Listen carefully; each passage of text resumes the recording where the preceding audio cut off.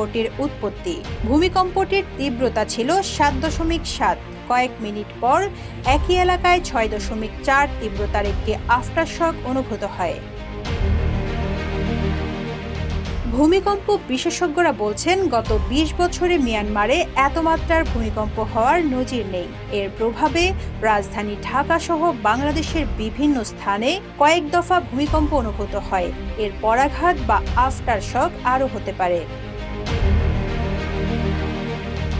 বাংলাদেশের আবহাওয়া অধিদপ্তর অবশ্য বলছে, ভূমিকম্পের মাত্রা ৭.৩। তবে ভূমিকম্পের এই মাত্রা বেশ বড় বলেই বিবেচিত হয়।